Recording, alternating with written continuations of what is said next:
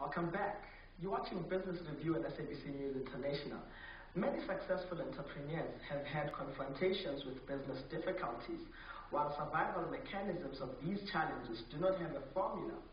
Paul Mooney, who is an entrepreneur and an author of a book titled Your Business is Not Worth Dying For, Releasing Meta Resilience in Your Enterprises. He's my guest, and he's going to unpack the recovery principles for us. Paul, thank you for your time, and welcome to Business Review. Thank you. Now, a lot of entrepreneurs, when they start a business, they would say you must be willing to die for your dream. And now the title of your book is Your Business, It's Not Worth Dying For. Why the title? Well, for me, it was the subject of a personal journey that I had, where I literally was prepared to die for my business.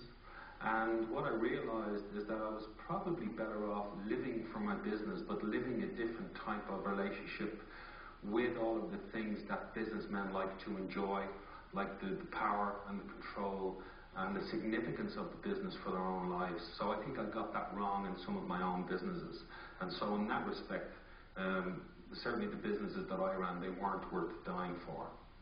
I mean, you've experienced a downturn in your life. Is it why you came up with a resilience strategy? Yes, I experienced a very severe burnout. In fact, I was diagnosed with reactive clinical depression. And I was in a car crash, and I ended up in an accident and emergency hospital. And they couldn't hold on to me because they said there was nothing physically wrong with me. So when the psychiatrist came and interviewed me, he told me that I was depressed. And I'd never heard of that word in my life. I didn't even know what it meant. Because I had been trying really hard for about 25 years to do my best and work my best in business. But because my significance, my self-worth was tied up in the business, when the businesses began to fail, one of them in particular, my self-worth went right down, and so I began into a depression.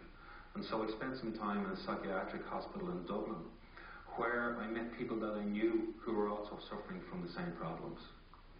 Now, you've spoken about being burnout. Mm-hmm. What is the relativity between entrepreneurship, being burnout, and also being bipolar? Okay. There's some very interesting relationships between how an entrepreneur experiences burnout and how a manager experiences burnout. In the research that I've done and in my own personal journey, I experienced burnout many times. And in fact, I was really good when I was at the top of a curve, and I was really good when I was at the bottom of a curve. And so entrepreneurs experience what we call flow, when they're really high or when they're really low.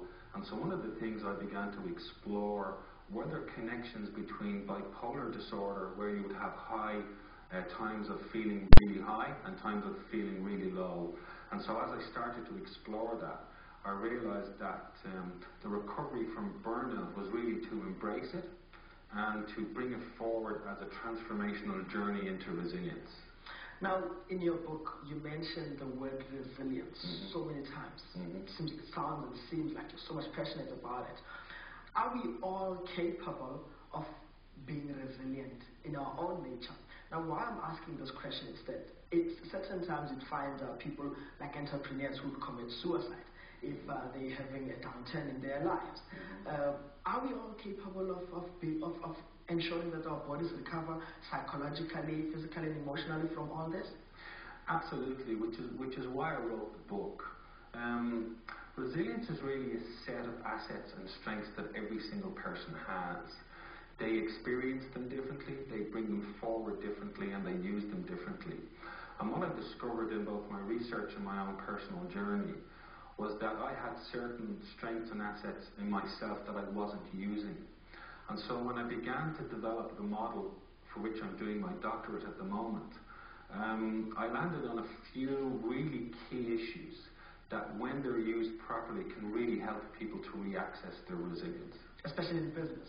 Especially in business, because I had spent so much time in business, I really understood the pressure that people are under who have leadership talents, who are high achievers, and who are really trying to do their best, very often against a community that is and sometimes working against them, even in the organization.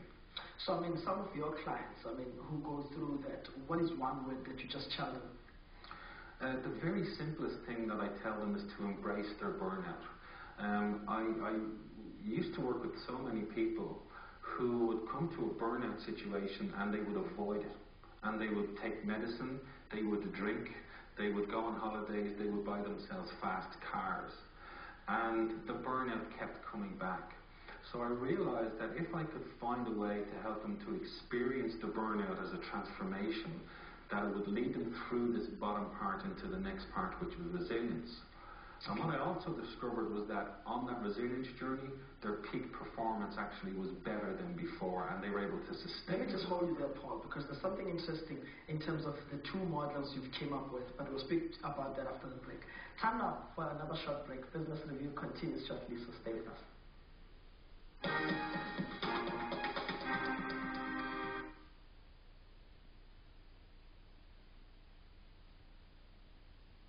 African Perspective, every Sunday at 7:30, only on SABC News International.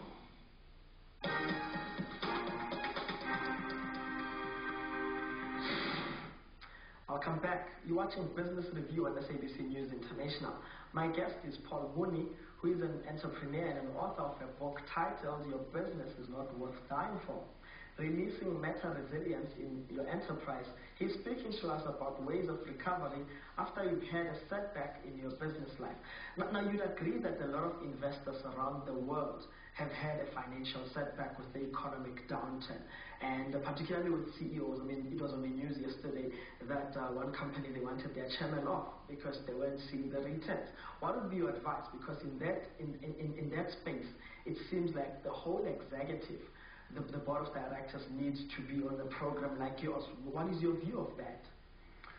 Very often we're invited in by chief executives into organizations who say that their team are burnt out. But when we actually go in and do the work, the team are saying that the chief executive is burnt out.